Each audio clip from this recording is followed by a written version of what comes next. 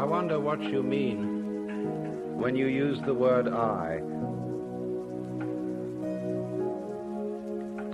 I've been very interested in this problem for a long, long time.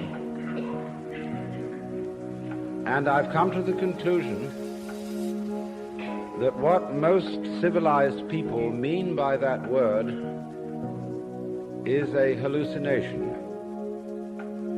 That is to say, a false sense of personal identity that is at complete variance with the facts of nature. And as a result of having a false sense of identity, we act in a way that is inappropriate to our natural environment. And when that inappropriate way of action is magnified by a very powerful technology, we swiftly begin to see the results of a profound discord between man and nature. As is well known, we are now in the process of destroying our environment as a result of an attempt to conquer it and master it. And we have not realized, therefore, that our environment is not something other than ourselves. In assuming that it is, we have made a great mistake and are now paying the price for it. But most people would agree with the lines of the poet who said, "I, a stranger and afraid, in a world I never made." Because we have the strong sensation that our own being inside our skin is extremely different from the world outside our skin. That while there may be intelligence inside human skins, and while there may be values and loving feelings, outside the skin is a world of mechanical process which does not give a damn about any individual, and which is basically unintelligent, being gyrations of blind force, and so far as the merely biological world is concerned, gyrations of libido, which is Freud's word for blind lust. There are many people who say they don't believe that the world is like that, but under the control of a wise, just, and beneficent God. Although many people say that they believe that to be the case, very few people in fact believe that to be the case. A great many people believe that they ought to believe in God, but they don't, actually, because the idea of God as handed down in popular Christianity and Judaism and Islam has become implausible to most educated people. They would love to believe it, but they can't. And what has become the common sense of the average person is the avant-garde thinking of the 18th and 19th centuries of the West, which is the mechanical universe, and most of them have not even caught up in their common sense with the universe of modern physics, because we think about the world in Newtonian categories and not so much in the categories of quantum theory. Psychoanalysis, for example, is a Newtonian conception of our psychological mechanisms. Notice that we speak of unconscious mental mechanisms and think of the libido in the same way as Ernst Haeckel thought of the energy of the universe as blind, unconscious. Psychoanalysis is really psychohydraulics because of its analogy between psychic energy and the flow of water. In all this, the view of the 19th century is that the human psyche, the mind, the ego, the superego, the id. All this is basically a mechanical functioning. You see, the 19th century strove to take an objective attitude to nature, to be the very opposite of what we presume to call primitive animism, the point of view which sees everything as alive, of people who hold converse with animals and plants and rivers and mountains and stars. That, said the 19th century, is the pathetic fallacy, the projection of intelligent human characteristics upon unintelligent entities in nature. We withdrew that projection in the 19th century and said, let's look at everything objectively, as it is. And then we turned that attitude onto ourselves and studied human physiology and human psychology as object. And when we discovered ourselves to be objects, we decided that that was that, and the time had come for suicide. Simply because all objects, as the name implies, are, of course, objectionable. I found that phrase, which I thought I'd invented myself, in the writings of Weston Labarre, who is a great anthropologist, but definitely of the psychoanalytic school, who share this 19th century philosophy of so-called scientific naturalism. And he uses the phrase, the objectionable objective world. And so you see, when everything is deprived of subjectivity and regarded as simply a mechanism, as it were, with nobody home, then the world is seen as futile, and we are indeed preparing to destroy the planet with nuclear energy and other processes. Now, I submit that this 19th century view of the world is pure mythology, and not very good mythology at that, but that it is fundamentally based on a hallucination that we have about our own existence.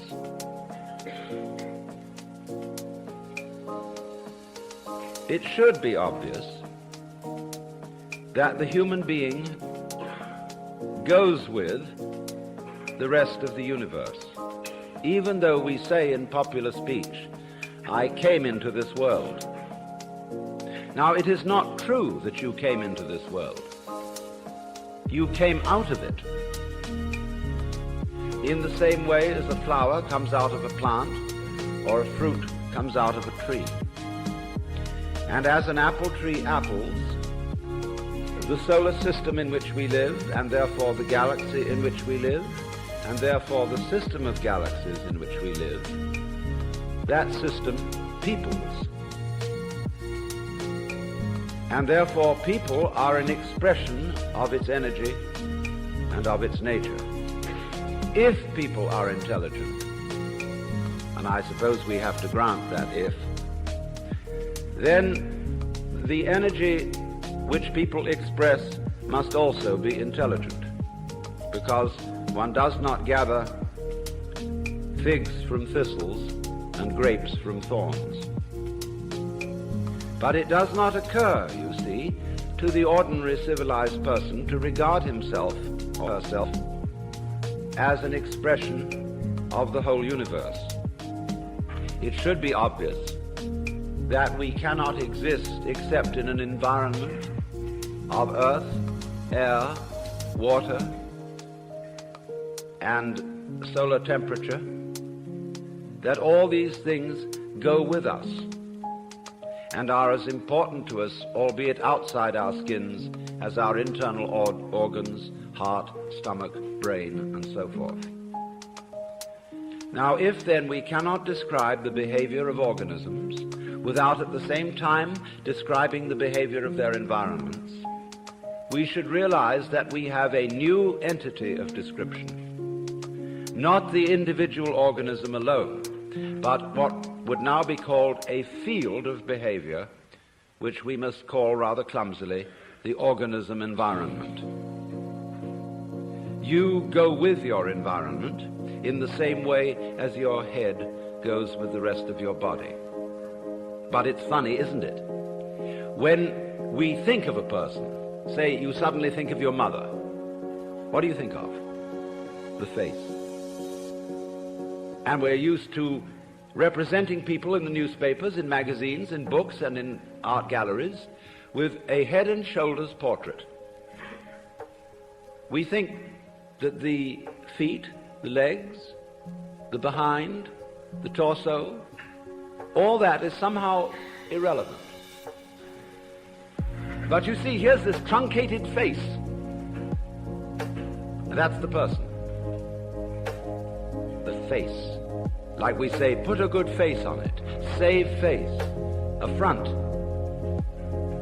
And oddly enough, the very word person is the Latin persona, that through which sound passes. And it refers to the megaphone mask worn by actors in Greco-Roman drama. The dramatis personae, the list of the characters to appear in the play, is originally the list of masks that will be worn. And therefore your person, your personality, your face is your mask. And the question is, therefore, what is behind the mask? Well, notice that the whole body goes with this face. You do not find in nature faces arriving in the world sui generis. They go with a body. But also bodies do not arrive in a world which would be, for example, a plain ball of scrubbed rock floating without an atmosphere far away from a star. That will not grow bodies. There is no soil for bodies. There is no complexity of environment which is body producing. So bodies go with a very complicated natural environment. And if the head goes with the body and the body goes with the environment, the body is as much an integral part of the environment as the head is part of the body. It is deceptive, of course, because the human being is not rooted to the ground like a tree. A human being moves about and therefore can shift from one environment to another. But these shifts are superficial. The basic environment of the planet remains a constant. And if the human being leaves the planet, he has to take with him a canned version of the planetary environment. Now, we are not really aware of this. Upon taking thought and due consideration, it does occur to us, yes, indeed, we do need that environment. But in the ordinary way, we don't feel it. That is to say, we don't have a vivid sensation of belonging to our environment in the same way that we have a vivid sensation of being an ego inside a bag of skin, located mostly in the skull, about halfway between the ears and a little way behind the eyes.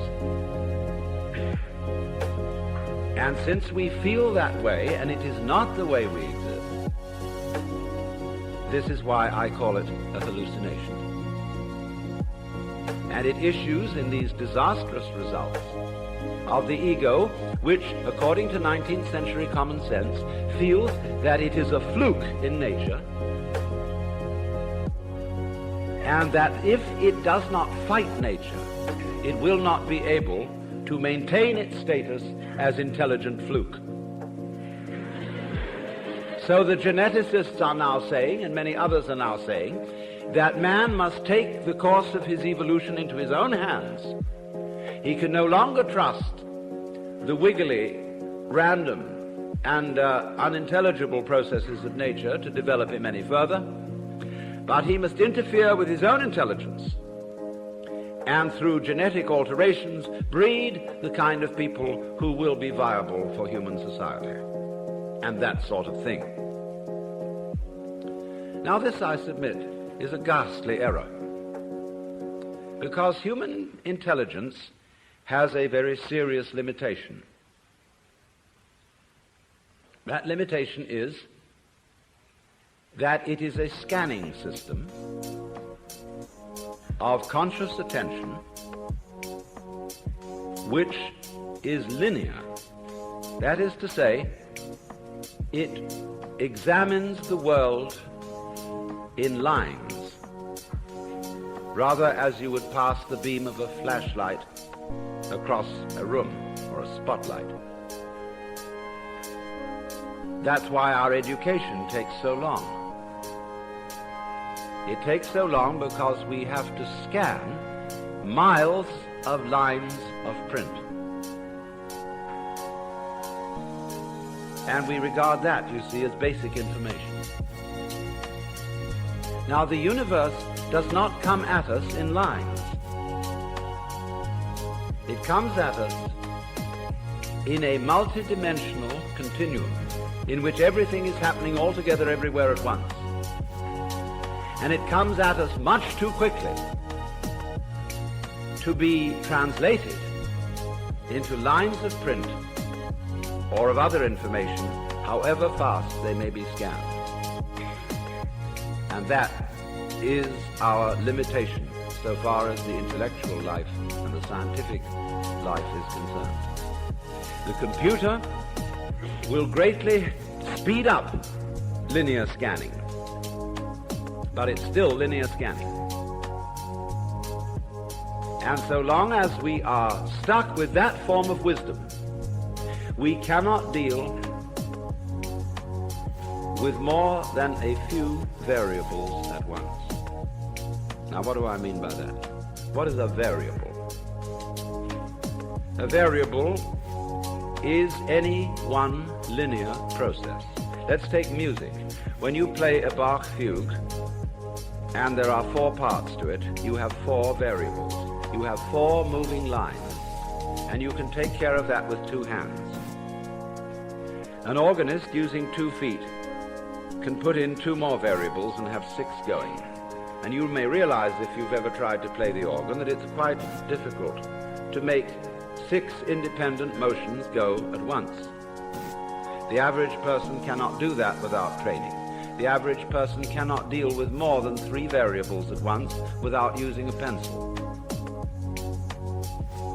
Now, when we study physics, we are dealing with processes in which there are millions of variables. This, however, we handle by statistics, in the same way as insurance companies use actuarial tables to predict when most people will die. If the average age of death is 65, however, this prediction does not apply to any given individual. Any given individual will live to plus or minus 65 years. And the range of difference may be very wide indeed, of course. But this is all right. The 65 guess is all right when you're doing large-scale gambling. And that's the way the physicist works in predicting the behavior of nuclear wavicles. But the practical problems of human life deal with variables in the hundreds of thousands. Here, statistical methods are very poor, and thinking it out by linear consideration is impossible. With that equipment, then, we are proposing to interfere with our genes.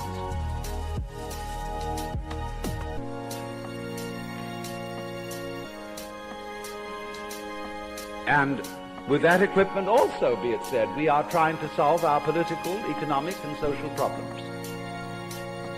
And naturally, everybody has the sense of total frustration. And the individual feels, well, what on earth can I do? We do not seem to know a way of calling upon our brains, because our brains can handle an enormous number of variables that are not accessible to the process of conscious attention. Your brain is now handling, or your total nervous system to be more accurate, your blood chemistry, the secretions from your glands, the behavior of millions of cells. It is doing all that without thinking about it. That is to say, without translating the processes it is handling into consciously reviewed words, symbols, or numbers. Now, when I use the word thinking, I mean precisely that process, translating what is going on in nature into words, symbols, or numbers. Of course, both words and numbers are kinds of symbols. Symbols bear the same relation to the real world that money bears to wealth. You cannot quench anybody's thirst with the word water, just as you cannot eat a dollar bill and derive nutrition from it. But using symbols and using conscious intelligence, scanning, has proved very useful to us. It has given us such technology as we have. But at the same time, it has proved too much of a good thing. At the same time, we've become so fascinated with it that we confuse the world as it is with the world as it is thought about, talked about, and figured about. That is to say, with the world as it is described. And the difference between these two is vast. And when we are not aware of ourselves, except in a symbolic way, we're not related to ourselves at all. We're like people eating menus instead of dinners. And that's why we all feel psychologically frustrated. So then we get back to the question of what do we mean by I? Well, first of all, obviously, we mean our symbol of ourselves. Now, ourselves, in this case, is the whole psychophysical organism, conscious and unconscious, plus its environment. That's your real self. Your real self, in other words, is the universe as centered on your organism. That's you. You say, let me just clarify that a little for one reason. What you do is also a doing of your environment. Your behavior is its behavior as much as its behavior is your behavior. It's mutual. We could say it is transactional. You are not a puppet which your environment pushes around, nor is the environment a puppet which you push around. They go together. They act together. In the same way, for example, if I have a wheel, one side of it going down is the same as the other side of it going up. When you handle the steering wheel of a car, are you pulling it or are you pushing it? No, you're doing both, aren't you? When you pull it down this side, you are pushing it up that side. It's all one. So there's a push-pull between organism and environment. We are only rarely aware of this as when in curious alterations of consciousness, which we call mystical experience, cosmic consciousness, an individual gets the feeling that everything that is happening is his own doing, or the opposite of that feeling, that he isn't doing anything, but that all his doings, his decisions and so forth, are happenings of nature. You can feel it either way. You can describe it in these two completely opposite ways, but you're talking about the same experience. You're talking about experiencing your own activity and the activity of nature as one single process. And you can describe it as if you were omnipotent like God, or as if it were completely deterministic and you hardly existed at all. But remember, both points of view are right, and we'll see where that gets us. But we don't feel that, do we, ordinarily? What we feel instead is an identification of ourselves with our idea of ourselves, or I would rather say with our image of ourselves, and that's the person, or the ego. You play a role. You identify with that role. I play a role. It's called Alan Watts. And I know very well that that's a big act. I can play some other roles besides Alan Watts, if necessary, but I find that this one is better for making a living.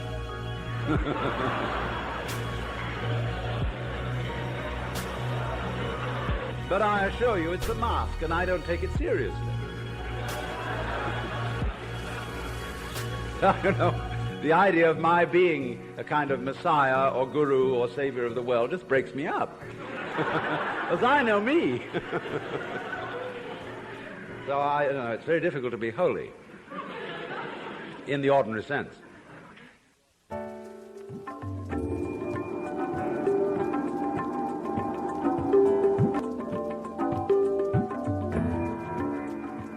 Welcome to another talk from the Alan Watts Radio Series number 5, Myth and Religion.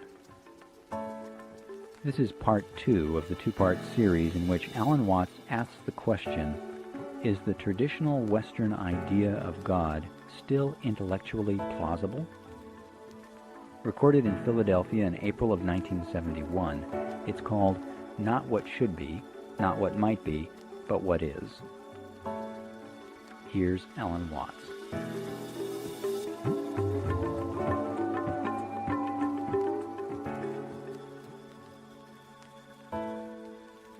So I know I'm not that, but most of us are taught to think that we are whom we are called. And when you're a little child and you begin to learn a role, and your parents and your peers approve of your being that, they know who you are. You're predictable, so you can be controlled. But when you act out of role and you imitate some other child's behavior, everybody points the finger and says, you're not being true to yourself. Johnny, that's not you, that's Peter. And so you learn to stay Peter, or to stay Johnny. But of course, you're not either. Because this is just the image of you. It's as much of you as you can get into your conscious attention, which is precious little. Your image of yourself contains no information about how you structure your nervous system. It contains no information about your blood chemistry. It contains almost no information about the subtle influences of society upon your behavior. It does not include the basic assumptions of your culture, which are all taken for granted and unconscious. And you can't find them out unless you study other cultures to see how their basic assumptions differ. It includes all kinds of illusions that you're completely unaware of, as, for example, that time is real, and that there is such a thing as a past, which is pure hokum. But nevertheless, all these things are unconscious in us, and they are not included in our image of ourselves, nor, of course, included in our image of ourselves is there any information about our inseparable relationships with the whole natural universe. So this is a very impoverished image. When you ask a person, what did you do yesterday? They'll give you a historical account of a certain number of events in which they participated and a certain number of things which they saw, used, or were clobbered by. But realize at once that this history leaves out most of what happened. In trying to describe what happens to me this evening, will never be able to describe it, because there are so many people here, that if I were to talk about everyone whom I've seen, what they were wearing, what color their hair was, what sort of expressions they had on their faces, I would have to talk till doomsday. So instead of this rich physical experience, which is very rich indeed, I have to attenuate it in memory and description to saying, oh, I met a lot of people in Philadelphia. And there were men and there were women, and lots of them were young and some of them were old. You know, it's the most utterly impoverished account of what went on. So therefore, in thinking of ourselves in this way, what I did yesterday, what I did the day before, in terms of this stringy, mangy account, all I have is a caricature of myself. And you know the caricaturist doesn't draw you all in. He just puts certain salient features whereby people will recognize you. It's not a skeleton. So we are, as it were, conceiving ourselves as a bunch of skeletons. And they got no flesh on them, just a bunch of bones. And no wonder we all feel inadequate. We're all looking for something, to the future, to bring us the goodie. We know we ought to have. There's a golden goodie at the end of the line somewhere. There's a good time coming, be it ever so far away, that one far-off divine event to which all creation moves. We hope. And therefore we say of something that's no good, it has no future. I would say it has no present. But everybody says it has no future. Now,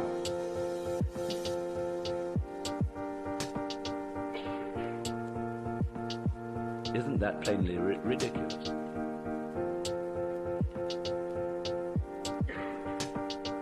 Here we are, as it were, psychically starved. And always, therefore, looking, seeking. And this confused seeking is going on everywhere. We don't know what we want. Nobody knows what they want. We say, yes, we think of what we want in vague terms. Pleasure, money, wealth, love, fulfillment, personal development. But we don't know what we mean by all that. If a person really sits down to figure out, write a long essay, 20 pages, on your idea of heaven, it'll be a sorry production. You can see it already in medieval art, whether it is depictions of heaven and hell.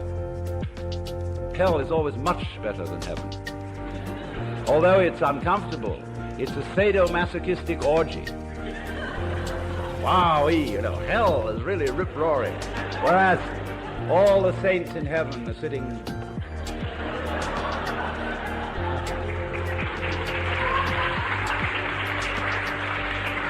you know, very, very smug and demure, like they were in church. And you see also the multitudes of the saved. Instead of this writhing, wormy thing, you can see all their heads, which the artist has drawn to abbreviate them, just the tops of their heads in masses. They look like cobblestone street. Flattened out.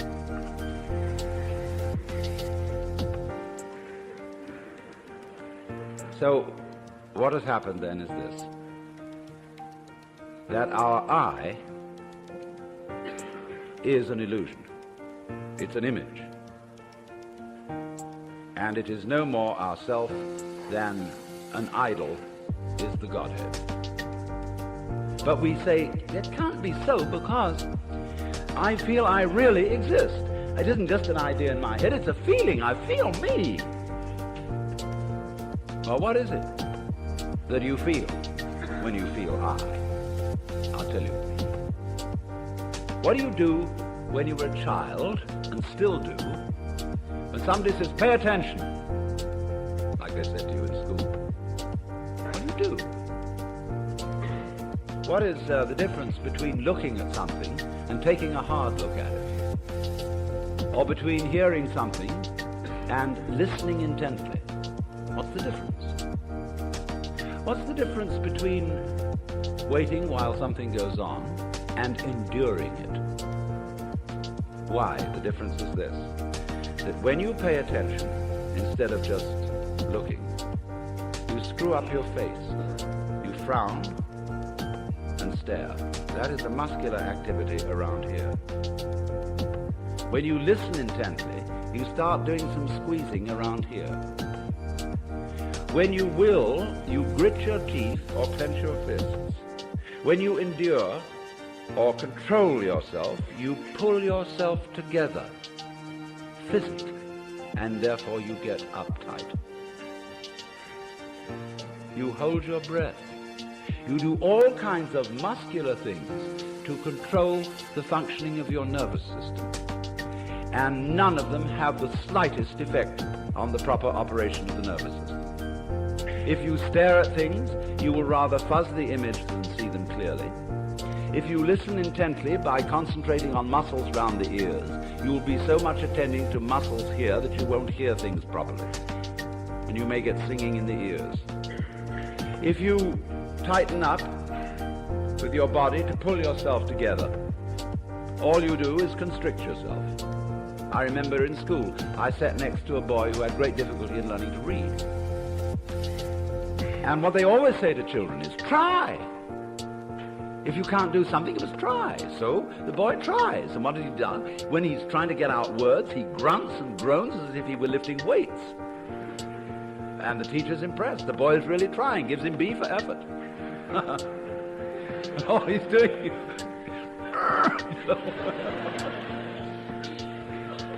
has nothing to do with it. Now, we all make this muscular straining with the thought that it's achieving psychological results, the sort of psychological results it's intended to achieve. Now, all this amounts to is it's like you're taking off in a jet plane. You've got a mile down the runway and the thing isn't up in the air yet, and you get nervous. So you start pulling at your seatbelt. That's what it is. Now, that is a chronic feeling. We have it in us all the time, and it corresponds to the word I. That's what you feel when you say I. You feel that chronic tension, because when an organ is working properly, you don't feel it. If you see your eye, you've got cataract. If you hear your ears, you've got singing in your ears, getting in the way of hearing. When you are fully functioning, you are unaware of the organ. When you're thinking clearly, your brain isn't getting in your way. Actually, of course, you are seeing your eyes in the sense that everything you see out in front of you is a condition in the optic nerves at the back of the skull. That's where you're aware of all this. But you're not aware of the eye as the eye. I'm talking about the optical eye. So when we are aware of the ego eye, we are aware of this chronic tension inside ourselves. And that's not us. It's a futile tension. So when we get the illusion, the image of ourselves, married to a futile tension, you've got an illusion married to a futility. And then you wonder why I can't do anything. Why I feel in the face of all the problems of the world impotent. And why I somehow cannot manage to transform I. Now here we get to the real problem. Because we're always telling each other that we should be different. Now, I'm not going to tell you that tonight. Why not? Because I know you can't be. Nor can I. That may sound depressing, but I'll show you it isn't. It's very heartening. But everybody, you see, who is at all sensitive and awake to their own problems and human problems is trying to change himself. We know we can't change the world unless we change ourselves. If we are all individually selfish, we're going to be collectively selfish. If we don't really love people and only pretend to, somehow we've got to find a way to love. After all, it's said in the Bible, thou shalt love the Lord thy God and your neighbor as yourself. You must love. Yeah, we all agree. Sure. But we don't. And this particularly becomes appalling when we enter into the realm of higher things, by which I mean spiritual development. Everybody these days is interested in spiritual development. And wisely, because we want to change our consciousness. Many people are well aware that this egocentric consciousness is a hallucination. and that they presume it's the function of religion to change it, because that's what the Zen Buddhists and yogis and all these people in the Orient are doing. They are changing their state of consciousness to get something called satori, or mystical experience, or nirvana, or moksha, or what have you. And everybody around here is really enthused about that, because you don't get that in church. I mean, there have been Christian mystics, but the church has been very quiet about them.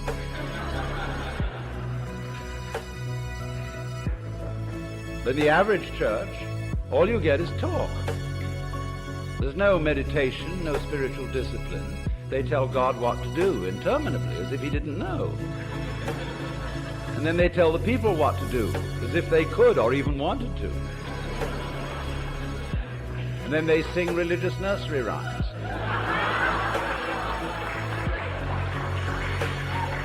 And then, to cap it all, the Roman Catholic Church, which did at least have an unintelligible service, which was, you know, it was real mysterious and suggestive, vast magic going on. They went and put the thing into bad English. And they took away incense, and they became a bunch of Protestants, and the thing was just terrible. So now all these Catholics are at loose ends, as Claire Booth Luce put it, not to be a pun, but she said, you know, it's no longer possible to practice contemplative prayer at Mass, because you're being advised, exhorted, edified all the time. And it becomes a bore. Think of God listening to all those prayers. I mean, talking about grieving the Holy Spirit. It's just awful. People have no consideration for God at all.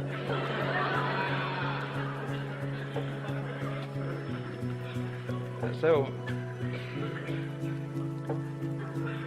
but in pursuing these spiritual disciplines, yoga and Zen and so forth, and also psychotherapy, there comes up a big difficulty. And the big difficulty is this. I want to find a method whereby I can change my consciousness. But therefore to improve myself. But the self that needs to be improved is the one that is doing the improving. And so I'm rather stuck. I find out the reason that I think I believe, say, in God, is that I sure hope that somehow God will rescue me. In other words, I want to hang on to my own existence. And I feel rather shaky about doing that for myself, but I just hope there's a God who will take care of it. Or, if I could be loving, I would have a better opinion of myself. I'd feel better about it. I could face myself, as people say, if I were more loving. So the unloving me, somehow, by some gimmickry, has to turn itself into a loving me, and this is just like trying to lift yourself off the ground with your own bootstraps. It can't be done. And that's why religion, in practice, mainly produces hypocrisy and guilt, because of the constant failure of these enterprises. People go and study Zen, and they come back and say, wow, getting rid of your ego is a superhuman task. I assure you it's going to be very, very difficult to get rid of your ego. You're going to have to sit for a long time, and you're going to get the sorest legs. It's hard work. And all you wretched kids who think you're getting rid of your ego on part or something or other, and easy yoga, you don't know what you're in for when it really comes down to the nitty-gritty. But you know, the biggest ego trip going is getting rid of your ego.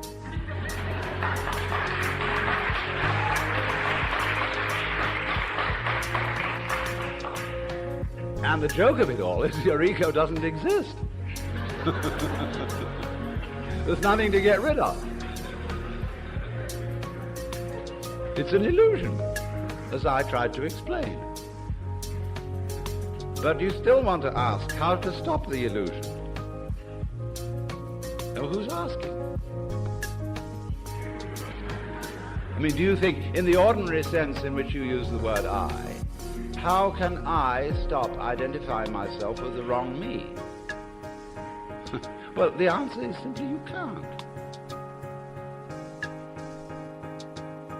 The Christians put this in their way when they say that mystical experience is a gift of divine grace. Man, as such, cannot achieve this experience. It is a gift of God, and if God doesn't give it to you, there's no way of getting it. Now, that is solidly true. You can't do anything about it because you don't exist. Well, you say, that's pretty depressing news. But the whole point is, it isn't depressing news. It is the joyous news. There's a Zen poem which puts it like this, talking about it. It means the mystical experience, Satori, the realization that you are the eternal energy of the universe, like Jesus did.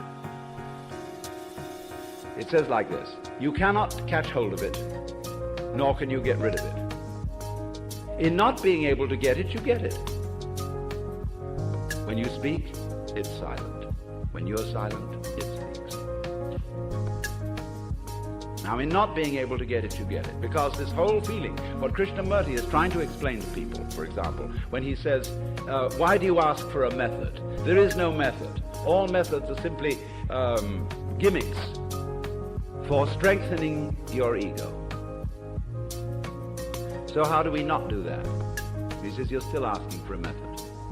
There is no method. If you really understand what your I is, you will see there is no method. This is so sad. But it's not. This is the gospel, the good news. Because if you cannot achieve it, if you cannot transform yourself, that means that the main obstacle to mystical vision has collapsed. That was you. What happens? You can't do anything about it. You're at your wit's end. What are you going to do? Commit suicide? But supposing you just put that off for a little while. Wait and see what happens. You can't control your thoughts. You can't control your feelings, because there is no controller. You are your thoughts and your feelings. And they're running along, running along, running along. Just sit and watch them. Here they go. You're still breathing, aren't you? Still growing your hair? Still seeing and hearing? Are you doing that? I mean, is breathing something that you do? Do you see? I mean, do you organize the operations of your eyes? Know exactly how to work those rods and cones in the retina? Do you do that? It's a happening.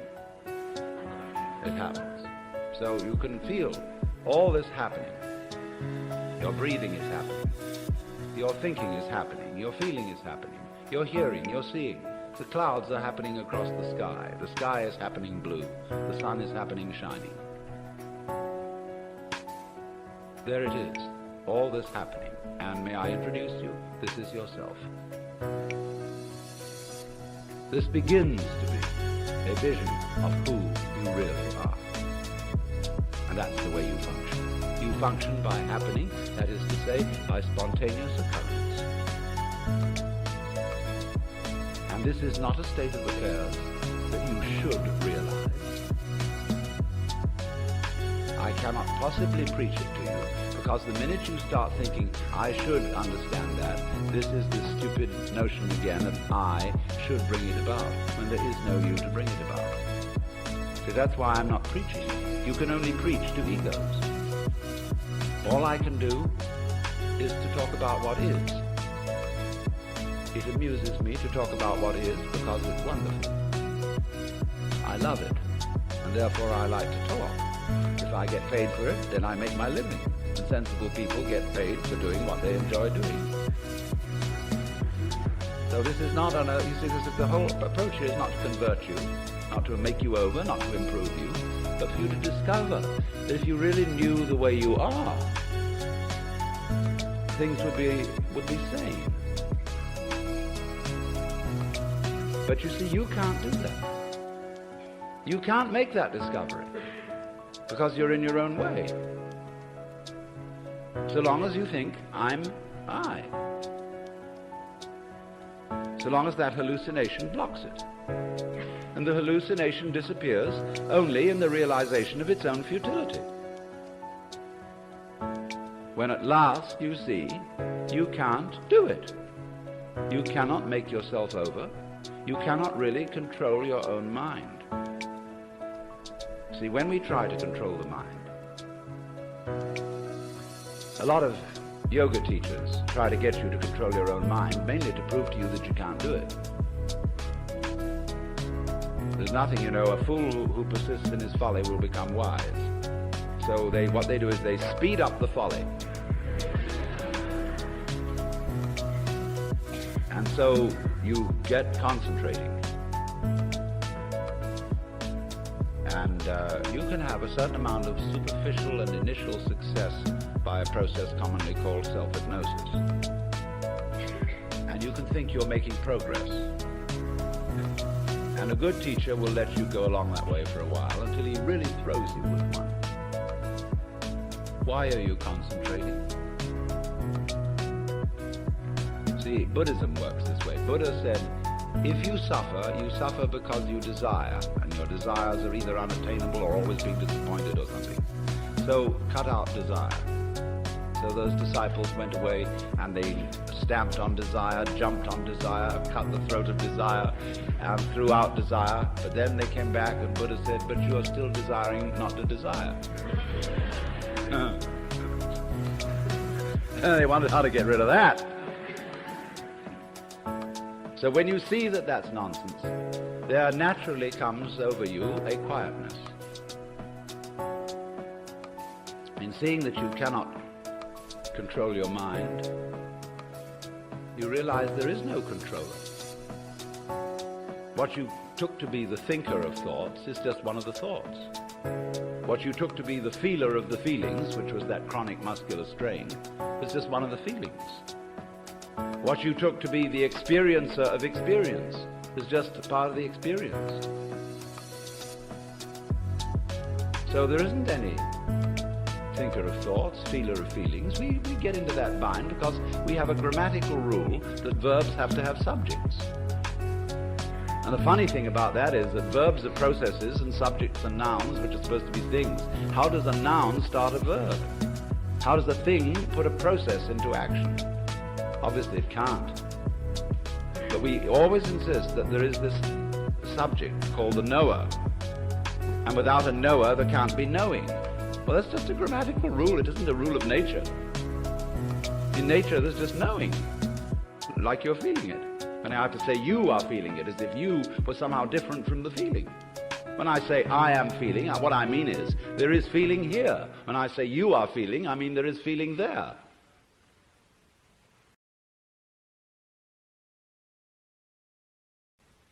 I have to say even there is feeling. What a cumbersome language we have.